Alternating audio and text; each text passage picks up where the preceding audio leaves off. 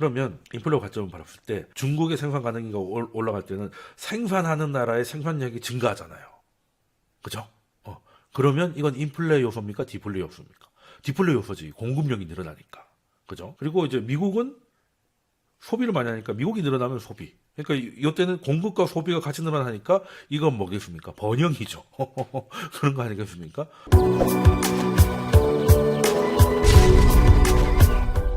반갑습니다. 퇴근 후 돈 모은 교실의 돈쌤입니다. 올해도 벌써 이제 연말이네요. 연말 되면 내년 전망 이런 것들 여기저기서 많이 내놓는데 저도 전망을 좀 해볼까 했는데 전망을 할 때는 이제 근거를 가지고 하지 않습니까? 를 이제 볼 때 여러 가지 요소가 있을 텐데 가장 그 변수가 작고 영향도 큰 것들을 가지고 전망을 하면 크게 틀리지 않을 것 같다라고 생각을 해서 봤더니 그런 게 뭐겠느냐.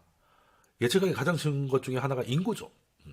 3살짜리가 내년 4살 된다 이런 거니까. 근데 인구 관련해 가지고는 우리나라 같은 경우는 이제 워낙 낮은 저출산 정도가 아니라 이제 초자가 붙었더라고요. 교수가 이제 우리나라 출산율을 보고 이제 지은 표정인데 요거 하나만으로도 얘기는 끝난 것 같습니다. 예, 국내는 심각한 상황이고 뭐 불행인지 다행인지 우리만 그런 건 아니라는 거죠. 예, 글로벌 상황에서 이제 인구 관련해서 이제 이슈라고 하면 올해 있었죠. 그 인도의 인구가 중국을 이제 추월했다는 이슈가 아닐까 하는 생각을 하는데 이게 그냥 단순 추월을 했다. 이거는 그럴 수도 있지. 뭐 인도도 만만치 않은 나라니까. 라고 생각할 수 있는데 재밌는 거는 중국이 꺾이잖아요. 요게 이제 핵심이라는 거죠. 중국이 60년 만에 처음으로 인구가 감소되기 시작했습니다. 60년 전에는 이제 자발적인 이제 인구 감소가 있었죠. 뭐 대약진이라든가 문화대혁명 같은 소위 말하는 이제 인재로 인구가 줄었었는데 그 이후로는 이제 사실상 처음으로 이번에는 문화대혁명도 없는데 준 거는 인구 구조가 이제 굉장히 고령화가 됐다라는 것이고요. 세계은행이 추계를 했는데 향후 5년에서 10년 동안 뭐 적게는 40만 명, 많게는 150만 명 정도의 중국 인구가 감소할 것으로 전망을 하고 있습니다.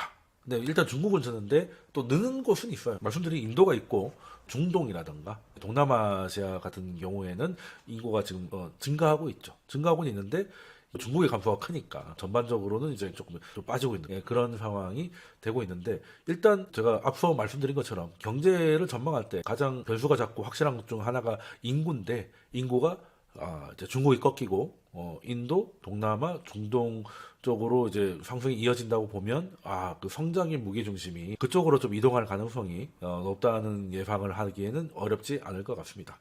일단 중국만 놓고 보더라도 중국이 이제 생산 가능 인구가 빠르게 늘어나고 그 많은 인구들이 또 도시화되면서 많은 부를 형성하고 글로벌의 공장이 됐던 지난 40년하고는 좀 달라지지 않겠나는 좀 생각을 해보는 시간을 좀 가져보고 싶은데 중국이라는 나라는 굉장히 그 큰 나라인데 지금 실제 경제적으로 봐도 미국 다음이죠. 중국은 좀 양극화가 좀 극단적이죠. 국가도 마찬가지고 한 개인도 마찬가지고 나이를 먹으면 늙어간다는 건 피할 수 없는 일이거든요. 우리도 예전에 농사 지을 때는 도시에 사는 사람들 그렇게 많지 않았죠. 도시에서는 농사를 지을 땅이 없으니까. 그래서 다 이렇게 흩어져 살면서 농사를 지었고, 그때는 결혼을 안 하는 게 엄청난 손해죠. 왜? 농사를 지으려면 제일 중요한 게 뭐예요? 일단 땅은 뭐 땅이 있어야 되고, 그 다음은 뭐겠어요? 노동력이 있어야 되잖아요. 특히 우리가 주식으로 하고 있는 쌀 같은 경우에는 노동력이 엄청나게 많이 들어가는 곡물이기 때문에 일단 손이 많아야 됩니다. 그러면 뭘 해야 돼요? 아기를 많이 낳아야죠. 예전 같은 경우에는 5살만 돼도 밭에 나와서 농에 나와서 이런저런 일을 도울 수 있잖아요. 이제 공짜 그 노동력이기 때문에 그냥 말 그대로 힘 닿는 데까지 애를 낳아야 됩니다. 10대 명이든. 그래서 그때 결혼 안 한다면 경제적으로 굉장한 손실입니다. 농사를 지어 먹고 사는데 농사 지을 손이 없이 혼자 있다? 굉장히 힘든 일이죠. 굉장히 힘든 일이고.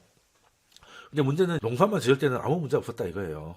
근데 이제 산업화가 이루어지면 이제 공단이 만들어지고 그러면 이제 일자리를 찾아서 도시로 모이게 되는데 문제는 이제 도시로 모이는 사람은 많고 도시는 제한적이니까 부동산 값이 올라가잖아요. 그러니까 예전에는 시골에 있을 때는 애 하나 더 낳는 게 뭐 대단한 일도 아니었는데 지금은 집이 넓지 않으면 애기들 많이 낳을 수가 없잖아요. 그리고 요즘에는 뭐 옛날같이 뭐 단칸방에 식구가 다 살고 이런 거 없지 않습니까? 국민 평수 뭐 32평 이런 것들 보면 보통 아파트가 방 3개에 화장실 2개인데 그러면 방 하나씩 준다라고 했을 때 맥스가 자녀 2명이잖아요. 3, 4명 되면 이제 조금 피곤해질 수 있습니다. 그러니까 이게 말이 그렇지 서울에서 방이 4개 있는 거를 하려면 40 몇 평 정도 돼야 되지 않나? 그러면 이제 이거 쉽지 않은 것이죠. 쉽지 않은 것이고. 그래도 제조업이 강할 때는 이게 제조업은 그래도 공단이라도 되게 컸잖아요. 근데 요즘은 어떻습니까? 더 산업이 점점 고도화되면서 현대자동차하고 네이버를 보십시오. 현대자동차 공장 엄청나게 큰데 네이버도 똑같은 큰 대기업인데 건물 하나에서 조직이잖아. 집중이 더 강력해지다 보니까 거기로 출퇴근할 수 있는 가능한 거리는 더 제한적이 되는 것이고 부동산 가격이 점점 올라가기 때문에 이거 우리뿐만이 아니라 산업화가 되면 저출산은 그냥 필연적으로 나옵니다. 필연적으로 나오고 그게 누적되면 이거 고령화가 되는 거죠. 우리도 이제 늙을 걸 알기 때문에 뭘 준비해야 된다고 합니까? 노후 준비. 예, 노후를 준비해야 된다. 노후를 대비해야 된다. 이런 얘기 하잖아요. 국가도 마찬가지입니다. 가장 먼저 고령화를 겪었던 일본이나 그다음 유럽, 미국, 한국 이렇게 보면 한국은 아직 아니지만 보통 고령화 시작될 때 1인당 GDP가 4만 불 정도는 다 됐었습니다. 근데 중국 같은 경우는 많이 오른 게 12,000이에요. 2015년 정도부터 고령화 진행으로 보면은 그때는 10,000달러도 되지 않았었습니다. 전체적으로는 큰데 인당은 작다는 거는 상위에 다 몰려 있다는 뜻이잖아요. 근데 부자들의 소비에 기대 가지고 돌아가는 내수 경제는 없습니다. 미국처럼 부자들도 있는데 중산층도 졸라게 많아야 100억을 갖고 있는 사람 한 명이 동네에서 돈을 써봐야 얼마나 쓰겠습니까? 밥을 한 번에 100그릇씩 먹을 것도 아니고 그냥 1억을 가지고 있는 100명이 돌아다니면서 돈을 써야 그걸로 소비 경제가 돌아가는데 중국은 그게 아니라니까요. 중국은 그게 안 되니까 이게 좀 심각한 거죠. 개인으로 표현하면 노후 준비가 전혀 안 돼 있는데 몇 천만 원밖에 안 돼 있는데 지금 이제 늙어버려 가지고 힘들어졌다는 것이죠. 우리는 어떨까? 한번 비교를 해보겠습니다. 우리도 약간 약합니다. 지금 3만 4천 이 정도 상황인 거죠. 일본은 처음에 찍었을 때 90년대였으니까 그때 한 4만 불 정도 찍었다가 그 이후로 뭐 잃어버린 블라블라 해가지고 옆으로 기었는데 그래도 4만 불을 다 넘겼고요. 중국이 최근에 많이 올라왔음에도 불구하고 여전히 부족한 상태입니다. 중국이 이 상황에서는 내수 경제나 서구 선진국 흉내를 내 가지고 이 중진국의 함정에서 빠져나가기가 쉽지 않은 상황이다라고 보면 될 것 같고요. 뭐 우리나라 올해 증시만 보더라도 어떻게 해야 될지는 답을 다 보여주지 않습니까? 뭐 LG 생활건강 같이 중국 소비재에 기대고 있는 뭐 주가하고 그래도 올해 살아있는 섹터 뭐 반도체, 2차 전지, 미용기기 이런 것들은 전부 다 거의 미국 관련이었잖아요. 그러니까 시장이 미리 다 얘기를 해주는 거였습니다. 지금 중국 소비 한동안 우리가 중국의 성장에 기대해서 굉장히 우리도 꿀을 많이 빨았는데 그게 이제 끝나가고 있다는 걸 이제 보여주고 있는 것이죠. 그런 기업들은 이제 지금 시도를 하고 있는데 인도나 동남아, 중동 같은데 익스포저를 넓히는 성공을 한다면 중국으로 처음 들어갔을 때 보여줬던 성장을 다시 보여줄 수는 있겠지만 일단은 좀 더 지켜봐야 되지 않겠나 그런 생각을 좀 하고 있습니다. 언급드렸던 인도나 뭐 동남아, 중동의 인구는 이제 증가는 하고 있는데 글로벌 전체로 봤을 때는 생산 가능 인구, 그러니까 이제 만 16세 이상부터 만 60세까지 그 경제 활동을 해서 경제 활동을 한다는 게 뭔가를 이제 생산한다는 거지 않습니까? 모든 인구는 경제 활동을 하든 안 하든 백수도 돈을 쓰잖아요.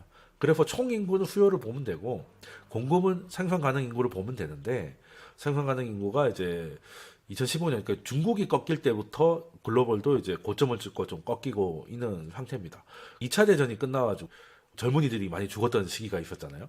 지금 이제 우크라이나 인구 구조를 봐도 2년 전하고 지금하고 20대가 남녀가 엄청나게 죽어가지고 지금 인구 구조가 완전히 망가졌는데 그게 전 세계에서 일어났던 게 1차, 2차 태평양 전쟁, 세계 대전이 있었을 때 그때 젊은 사람들이 많이 죽었겠죠. 그래서 그때는 생산 가능 인구가 좀 낮았습니다. 베이비 붐으로 아기를 많이 낳는데 걔네들은 아직 미성년이니까 생산 가능 인구가 아닌 거잖아요. 그러니까 부족했다가 그 베이비 부모들이 커가면서 생산 가능 인구에 포함이 되니까 점점점 오르다가 이제는 들어오는 미성년은 작고 나가는 노령 인구는 많아지니까 고점 찍고 내려가 있는 그런 상태라는 것입니다. 그런 상태라는 것이고 아까 말씀드린 것처럼 생산 가능 인구하고 총인구 이제 수요와 공급으로 보면 된다라고 했는데 중국 같은 경우는 뭐 내수 경제를 좀 해보려고 하고 있습니다만 여전히 노후 준비가 안 돼서 힘들다. 그래서 여전히 수출과 성장이 필요한 상황이다라고 말씀드렸는데 그게 쉽지 않은 게 지금 미국이 하고 있는 글로벌 공급망 재편인 것이고 2, 3일 전의 사진이죠. 인도 태평양 경제 포럼이라고 해가지고 회담도 하고 사진도 찍었는데 이런 모든 회담에서 사진 찍을 때 자리는 굉장히 전략적으로 한다는 걸 아실 겁니다. 지금 이제 미국이 주도하니까 미국이 제일 중간에 있고 바로 옆에 한국이 있습니다. 윤석열 대통령이 있는 거죠. 일본보다 더 두 칸 앞이 있습니다. 이런 거 보면 뭐겠습니까? 이런 거 보면 중국에서 이제 의존도를 좀 낮추다 보면 아무래도 의존도를 낮추기 위한 것들은 주로 국가 안보와 관련되는 첨단 산업일 거 아니겠습니까? 그런 데서는 한국이나 앞으로 생산 가능 인구가 그러니까 딱 나오는 거죠. 앞으로 생산 가능 인구가 늘어나고 있는 그 인도 동남아 관련 쪽하고 여기는 이제 생산을 할 것이고 첨단 산업에 공급을 해주고는 한국이라고 미국이 이런 식으로 갖추고 있는 것이죠. 이렇게 되면 이제 중국의 입장에서는 쉽지 않은 겁니다. 과거에 했던 수출 외에 핵심 부가가치 산업에 대한 수출은 쉽지 않을 수 있다는 거거든요. 미국이 변화를 주도하고 있어가지고 이 변화 때문에 우리나라도 좀 힘든 시간을 많이 보냈는데 특히 이제 올해 같은 경우는 이제 반도체가 원체 이제 안 좋아가지고 많이 힘들었지 않습니까? 그래서 뭐 반도속이니 이런 얘기도 나왔는데 그럴 수밖에 없는 게 중국이 일단 경제가 안 좋았어요. 그러니까 반도체에 주문이 안 들어오니까 주문이 안 들어오는데 우리가 갖다 줄 수는 없는 거 아니겠습니까? 물론 우리가 미국하고 붙는 바람에 중국에서 뭐 반도체 수입을 줄인 거 아니냐 이런 해석을 할 수도 있는데 그런 해석이 맞으려고 하면 중국이 여전히 반도체를 소비하고 있는데 그 반도체를 스스로 만들고 있거나 아니면 한국이 아닌 다른 데서 수입을 해야 되는데 그렇지 않거든요. 그냥 자기들이 만드는 완제품이 안 팔리니까 중간재인 반도체 줄인 거고 그리고 있는 재고만 소비하고 있으니 그 납품업체 입장에서는 그 뭐 예를 들어서 하웨이, 오포, 샤오미에서 휴대폰을 생각보다 안 팔려서 창고에 있는 재고만 밀어내고 있다. 그러면 반도체 추가 주문 안 넣을 거잖아요. 재고가 좀 빠지면 넣을 거니까. 그럼 그 사이에는 매출이 전혀 안 잡히죠. 휴대폰이 팔리고 있다 하더라도 우리 납품업체에서는 주문을 받아서 물건이 출하가 돼야지 매출이 잡히는데 그게 아니지 않습니까? 그러니까 당연히 재고가 이제 빠져서 주문이 들어오겠지라고 했는데 또 주문이 안 들어왔고 그래서 또 반도속이 됐고 또 이번에는 하겠지라고 했는데 또 안 되고 왜 그런가 했더니 재고가 주는 건 맞는데 중국 경제가 소비나 이런 것들이 둔화되어 있으니까 그 중국 기업들이 공격적으로 주문을 넣지 않고 있다고 지난 영상에서 설명을 드렸잖아요. 중국 업체뿐만이 아니라 모든 업체들이 그러다 보니까 이제 반도체가 좀 힘이 들었던 것이고 그 외에도 어려움이 있었지만 그거는 미국이 공급망을 통째로 바꾸겠다고 하니까 거기서 오는 진통이에요. 이 마찰을 벗어나고 나면 한국은 기회가 있을 것이다. 미국이 그걸 말해주고 있지 않느냐는 거죠. 한국은 생산 가능 인구가 줄어들고 있고요. 그리고 지금 세계적으로도 놀라운 수준의 저출산 때문에 생산 능력은 줄어들고 있는 나라인데 왜 그런 그렇지 않고 생산 가능 인구가 늘어나는 나라들이 모임에 바로 옆에다가 뒀냐는 거는 여기서 못하는 핵심 기술을 여기서 한다는 겁니다. 그래서 이제 어떻게 보면 조금 중기적으로 보면 기회가 많을 것이다라고 생각을 하는 거고요. 문제는 이런 것 때문에 더 싼 중국에서 하든지 하면 되는데 이제 안보 차원에서 한국, 일본 뭐 이런 데 미국 이런 데 써야 되니까 비용이 늘어나는 것이고 새로운 있는 공장을 버리고 새로운 공장을 또 지어야 되기 때문에 거기서 나오는 수요가 또 발생을 하고 하기 때문에 인플레이션 측면에서는 확실히 예전보다는 상승 압력을 받을 수밖에 없다라는 거고요. 하다못해 중국조차도 인건비 상승이 생각보다 가파릅니다. 자, 그러면 또 생산 가능 인구 이게 좀 들어오면 이제 처음으로 꺾였던 나라가 일본이죠. 근데 일본은 좀 나이스했어요. 일본 혼자 떨어지고 있잖아. 일본 혼자 떨어지고 있고 여기 미국도 늘어나고 있고 중국 늘어나고 있어요. 그러니까 일본은 늙기 시작했지만 자기 혼자서 뭐 독자적으로 늙은 거지. 그러면 어떤 방법을 쓸 수 있겠느냐? 일본 안에서만 보면 이제 공급할 수 있는 사람들은 줄어드는데 쓰는 사람들은 천천히 줄어드는 거 아니야? 그러면 이제 인플레이션이 와야 되는데 아시다시피 인플레이션 전혀 오지 않았죠. 어떻게 그게 가능했을까? 일단 혼자 빠졌기 때문에 일본 안에서야 생산력이 떨어지고 있지만 일본은 버블 경제 돈을 엄청나게 많이 벌었잖아요. 그러니까 그 돈 가지고 해외로 생산 기지를 다 옮기면 됩니다.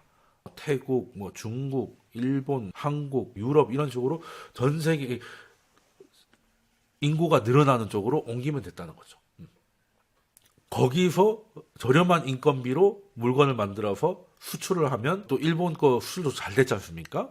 그러면 경상수지가 흑자가 되니까 경상수지가 흑자가 되는 나라 일본의 엔화가 강해지겠습니까? 약해지겠습니까? 강한 쪽으로 지지가 되죠. 그러니까 일본 본국에 있는 사람 입장에서는 엔이 강하니까 구매력이 지켜지는 수입 물가가 지켜지는 거예요. 그러니까 인플레가 없고 오히려 이 효과가 너무 빡세서 디플레가 왔다. 그러면 중국도 그게 하지 않을까? 한국도 그게 가능하겠냐? 라고 했을 때 한국하고 중국은 조금 늦었죠. 조금 늦었습니다. 뭐 한국도 마찬가지고 중국도 마찬가지고 생산 기지를 해외로 많이 어느 정도 옮기고 있고 특히 우리나라는 이제 미국 쪽으로 많이 옮기고 있죠. 그렇지만 일본처럼 하기에는 조금 쉽지 않은 국면이 있다. 왜냐하면 이제는 이런 식으로 그 주요 국가가 이렇게 올라가는 데가 별로 없습니다. 뭐 인도나 뭐 동남아 정도로 제외하고는 전반적으로 내려가고 있기 때문에 지금 뭐 옮겨가지고 당시 90 몇 년도에 일본처럼 드라마틱한 효과를 얻기가 쉽지 않은 상황이라는 거예요. 뭐 우리도 걱정이지만 중국도 이제 꺾였는데 이제 마이너스로 전환이 됐는데 어디로 옮길 것이냐. 그러니까 중국보다 더 싼 데로 가야 되잖아요. 그건 쉽지 않은 거죠. 쉽지 않은 거죠. 물론 중국보다 더 싼 데가 있긴 한데 또 거기라 만만치가 않다는 겁니다. 그래서 현재 뭐 미국 정도만 소폭 유지를 하고 있기 때문에 중국이 좀 미국으로 이전하기는 쉽지 않죠. 우리는 가능하지만 중국이 지금 미국으로 간다. 이건 반대 방향인데 우리가 경제를 볼 때 중국 같은 나라, 중국은 생산을 주로 하고 미국은 소비한다. 이렇게 하잖아요. 그러면 인플레 관점을 바랐을 때 중국의 생산 가능기가 올라갈 때는 생산하는 나라의 생산력이 증가하잖아요. 그죠? 그러면 이건 인플레 요소입니까? 디플레 요소입니까? 디플레 요소지. 공급력이 늘어나니까.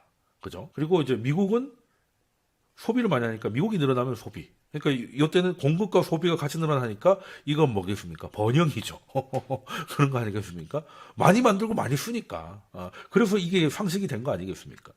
근데 미국도 이제 내려가다가 어느 정도는 뭐 정체 상태고 중국은 생산력이 꺾이기 시작했습니다. 근데 소비하는 데는 덜 꺾이잖아. 그죠? 유럽도 현재 전망이긴 하지만 옆으로 가고 있고 이미 늙었기 때문에 미국은 또 유입되는 애들이 있으니까 어느 정도 지켜지고 있습니다. 플러스 위에서. 그런데 공급을 하고 있는 나라, 여기는 이제 중국만 나와 있는데 한국도 마찬가지예요. 공급을 하는 나라잖아요. 공급하는 나라들이 지금까지는 생산 가능 인구가 늘어서 생산력을 높여왔는데 여기가 생산 가능 인구가 빠지면서 글로벌 생산 가능 인구 빠지는 걸 주도하고 있단 말이에요. 그러면 생산력이 떨어지는 거죠. 소비도 떨어지지만 생산력이 더 떨어지기 때문에 이거는 뭐겠습니까? 인플레이션 요인이다.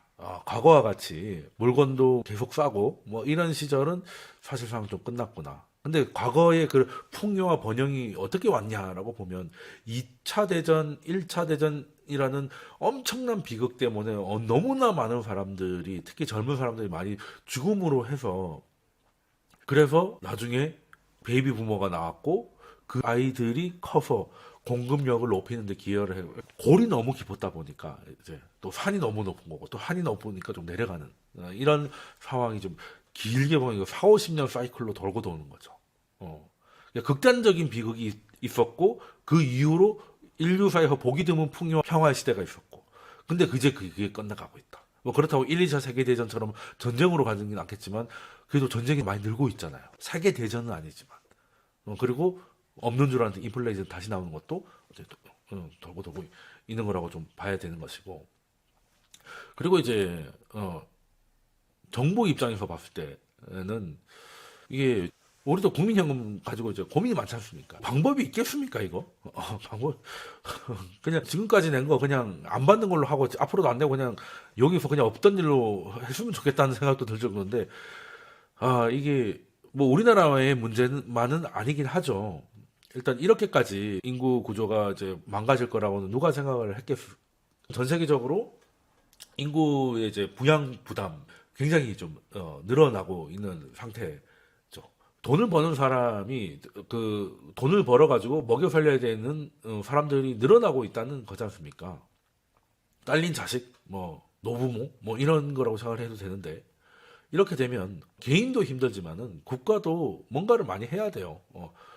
뭐 예전에 없던 뭐 기초연금 같은 것도 하고 있고 하다못해 당장 뭐 나이가 들면 병원 갈 일이 많을 테니까 건강보험 문제도 생각을 해야 되고 또 연금 옛날부터 이제 주고 있는 것도 인플레가 오니까 예전에 100만 원 주던 거하고 지금 100만 원 주는 거 느낌 다르잖아요. 이제 그 증세 압력이 좀 커진다. 세금을 걷어서 줘야지 뭐 어쩌겠습니까? 나라라고 뭐 돈이 그냥 나오는 건 아닐 테고 그런 상황이 될 수밖에 없으니까 좀 슬픈 이야기이긴 하죠. 이 복지는 굉장히 필요한 것인데 우리가 인플레를 겪었던 게 예전에는 인플레가 없다가 최근에 갑자기 인플레가 나온 거는 결정적인 차이가 뭐였냐? 예전에나 지금 코로나 때까지만 해도 저금리인 건 똑같았는데 이제 재정 정책으로 국가가 개인의 주머니에다 현금을 꽂으니까 바로 인플레가 터졌잖아요. 그러면 사실 재정 정책이라고 하면 지금 당장 돈을 좀 쓰더라도 뭐 도로를 깔든지 항만을 깔든지 이렇게 인프라를 구축을 해가지고 사회 전반의 생산 능력을 끌어올려서 돈을 뿌린 만큼 생산이 올라오게 돼서 결과적으로 인플레이션이 상쇄되게끔 해서 총 생산이 늘어나는 뭐 이렇게 아름다운 걸 하기 위해서 이제 하는 게 재정 정책의 효과인데 복지라는 거는 그러니까 현금을 주는 거죠. 그러니까 병원비를 줄여주든지 아니면 뭐 연금으로 현금을 주든지 이런 거기 때문에 그 돈을 받아서 쓰는 거잖아요. 근데 그 돈을 받았다고 해서 공급이 늘어나진 않아요. 이 사람들이 공급을 하는 사람들이 아니니까. 그래서 이거는 공급은 그대로인데 수요를 계속 견인하는 역할을 합니다. 예. 물론 세금이 늘어나면서 전반적인 소비 성향을 좀 줄이는 것도 있겠지만, 근데 그렇게 되면 수요가 줄어서 물가가 많이 내려와야 되는데, 요걸 밑에서 받쳐주는 게 이런 복지가 가져오는 수요 자극 효과가 있어서 인플레 압력이 예전보다 더 높아지는 상황. 그러니까 세금이 이 정도로 늘어나면 인플레가 죽어야 되는데 별로 안 죽는 사태가 생길 수도 있다. 라는 거죠. 최근에 그 인플레이션 요인의 결정적인 거는 인구는 이제 한 40년 만에 큰 변화니까 설명을 드린 거고, 최근에 한 몇 년 동안은 금융위기 이후로는 우리가 이제 그 2011년 때 그때 잠깐을 제외하고는 인플레이션을 겪어본 적이 없지 않습니까? 이건 PC인데 특히 이제 물건 PC는 그러니까 재화는 마이너스였고요. 평균이 파란색이고 서비스가 빨간색인데 뭐 별로 높지 않았었습니다. 근데 예전에 비해서 어떻게 해요? 이건 너무 예전이라고 치고 예전에 비해서 레벨 다운을 했습니다. 예전에는 좀 낮으면 이게 PCI고 PC입니다. 그의 코어니까 그렇게 변동성이 그렇게 높지 않은 거예요. 요거 기준으로 해가지고 낮으면 2%, 높으면 4%였습니다. 금융위기 이전까지는. 근데 그 이후 금융위기 이후로 높으면 2%고 낮으면 1%대였습니다. 한마디로 레벨 다운이 된 거죠. 왜 이런 일이 벌어졌냐? 요때 금융위기 전에는 다 기억하실 거예요. 지금은 이제 미국에 투자하는 게 대유행이지만 그때는 신흥국에 투자를 굉장히 많이 했죠. 뭐 차이나 뭐 펀드 아니면 브릭스 이런 거 기억 많이 나죠. 왜 거길 많이 거기가 성장이 나오니까. 근데 왜 그때 신흥국이 이렇게 성장이 잘 나왔냐라고 했더니 다 기억하시겠지만 미국 부동산이 굉장히 많이 올랐고 서브프라임 때문에. 그리고 미국만 올랐나요? 뭐 스페인 뭐 하다못해 우리도 그때 버블 세븐 부동산 엄청 좋았잖아요. 코스피도 좋았고 그것 때문에 이제 성장이 많이 나오니까 신흥국에 투자가 많이 되면 신흥국에 투자를 하면 주로 이제 아무래도 뭔가 생산 관련 뭐 공장을 많이 짓죠. 왜 신흥국들은 공장을 지어가지고 물건을 만들어서 미국에 팔면 그 돈 가지고 이제 경제 성장을 하는 거니까 그 신흥국에 돈이 몰리기 시작하면서 특히 이제 미국의 버블로 인해서 그것 때문에 물건을 잘 팔고 있는 신흥국들이 돈을 벌어서 그 돈을 가지고 미국도 국채를 사잖아요. 그러면 미국 국채를 계속 사면 미국 금리가 내려가잖아요. 그 장기 금리가 내려가니까 미국 부동산이 더 올라가는 거지. 모기지 금리가 싸니까 집값이 우리도 대출 금리 낮춰주면 부동산 올라가잖아요. 예, 그런 식으로 계속 그 신흥국들이 돈을 벌면 미국 금리는 더 내려가고 뭐 이런 식이 되는 거죠. 예, 그게 계속되다가 그러면 신흥국에는 엄청난 공장들이 지어진 겁니다. 근데 서브프라임 딱 터져가지고 미국의 이제 소비력이 작살이 나버린 거죠. 월급은 그대로지만 집값이 올라가지고 돈을 미친 듯이 쓰던 미국인들이 정신 차려 보니까 집값이 30% 이상 날아가고 심지어 월급도 날아가 버리는 거예요. 돈을 안 쓰죠. 돈을 안 쓰니까 공장은 다 지어놨는데 이거 엄청나게 만들어놨는데 이거 어떻게 할 거예요? 공장 놀릴 거예요? 그 놀릴 수 없으니까 만들고 안 팔리는데 물건이 계속 약간 대공황 비슷한 거였죠. 그러니까 수요가 살아나는데도 오래 걸리는데 공급은 일단은 완성되고 나니까 라인 타면가 쫙쫙쫙쫙 나오는 거죠. 그러니까 아무리 돈을 찍어가지고 대출을 해라, 돈을 써라 해도 물건이 계속 쏟아지니까 여기 서비스는 이제 계속 쏟아질 수가 없잖아요, 그죠? 그러니까 서비스는 평균보다 높은데 물건은 거의 다 마이너스 영역입니다. 그럼 이 기간 동안 얼마나 힘들었겠어요? 이래서 우리가 박스피가 된 거 아니겠습니까? 우리는 주로 이제 만들어 파는 입장이니까 서비스보다는 그랬는데 그 사이에 계속 이제 공장을 줄여 나갔겠죠. 줄여 나가고 있는데 그 소비하는 미국과 생산하는 동북아시아가 코로나로 딱 끊기고 나니까 요렇게 돼버린 것이죠.